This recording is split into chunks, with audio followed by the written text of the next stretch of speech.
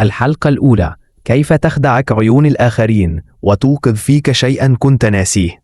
في لحظة معينة بيبص لك فيها حد وتحس إنك اتفتحت، مش بمعنى رومانسية بس، لكن كأنك كنت مقفول على نفسك وعيونه فتحت الباب.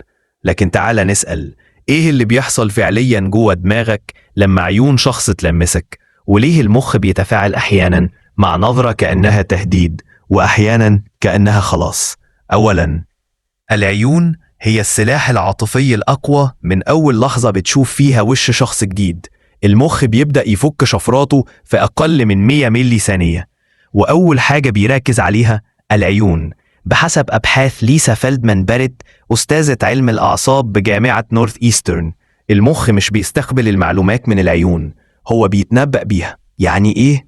يعني لما تشوف نظرة معينة، دماغك بيكمل الصورة بناء على تجاربك القديمة، ذكرياتك وحتى صدماتك. مش دايما اللي انت شفته هو الحقيقة، أحيانا هو اللي كنت محتاج تشوفه جواك. ثانيا، المخ بيستخدم العيون كمرآة للعاطفة. في جهاز صغير في المخ اسمه The Superior Temporal Sulcus المسؤول عن قراءة تعبيرات الوجه، خصوصا حركة العيون. الجهاز ده بيحدد هل الشخص اللي قدامك بيثق فيك، هل هو خايف، هل هو منجذب ليك. ولو قرأ أي إشارة عاطفية فيها دفء أو ضعف، مباشرة المخ بيرسل إشارات للأميجدلا، فتبدأ حالة استنفار وجداني، وده اللي يخليك تحس بحاجة تجاه شخص قبل ما تتكلم معاه. لكن فين الخدعة؟ الخدعة هي إن النظرة ممكن تكون بريئة، بس المخ بيفسرها على إنها نداء. لو نظرة معينة شبهت عليك حاجة، حد حبيته زمان، أمك وانت صغير، أو حتى شخص كنت بتتمنى تقابله، المخ بيكمل القصة لوحده وبيبدأ يربط الشخص ده مشاعر مش ليه بل ليك، وبالتالي النظرة دي مش سحرتك، انت اللي كنت جاهز تتسحر. ثالثاً، اللاوعي العاطفي بيتدخل في اختيارك في حاجة اسمها التعلم العاطفي غير الواعي، وده بيحصل لما المخ يربط بين عيون شخص معين وإحساس معين من غير ما تاخد بالك. يعني إيه؟ يعني ممكن تكون ارتبطت بحد مش علشان هو مميز، لكن علشان عيونه بتفكرك بأمان أو خوف، أو حتى بشخص فقدته. وهنا بيبدأ شيء أعمق، هل إحنا بنحب الشخص اللي قدامنا فعلا، ولا بنحب الإحساس اللي صحاه جوانا؟ قصة حقيقية، لما العينين فكروك بنفسك. في واحدة شاركت في دراسة نفسية عن الحب من أول نظرة، حكت إنها لما شافت شاب معين في التجربة، عيونه رجعتها فجأة المشهد القديم. أبوها كان بيبصلها بنفس الطريقة وهي طفلة.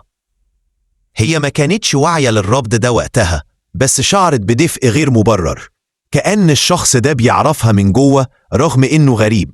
النتيجة، بعد أسابيع دخلوا في علاقة، مش لأنها كانت مثالية، لكن لأن النظرة خلتها تحس بأمان كان ناقص في حياتها. خلاصة الحلقة، العين بتخدعك أحيانا علشان تصحيك. النظرة مش دايما حب، لكنها دايما مرآة. ممكن تكشف لك خوفك، ممكن تلمح لك لجرح، وممكن أحيانا تفجر إحساسك بالوجود.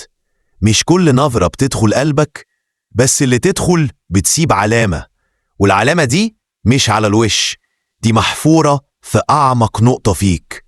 لو عيون الناس ممكن تصحيك، فالكلام اللي جاي ممكن يغير طريقة شوفتك لنفسك. في الحلقة الجاية هنغوص أعمق، مش بس ليه بتحس بحاجة من نظرة، لكن إزاي النظرة دي ممكن تبنيك أو تكسرك من غير ما تحس. لو حسيت إنك شفت نفسك في الكلام، أو لمحت جرح قديم بين السطور، يبقى لازم تكمل الرحلة معانا. اشترك في القناة وفعل الجرس علشان ما تفوتش لحظة من اللي جاية، لأن أحيانا اللي بينقذك مش طبيب ولا كتاب، لكن كلمة أو نظرة جات في وقتها. تابعنا وخلي عينك علينا.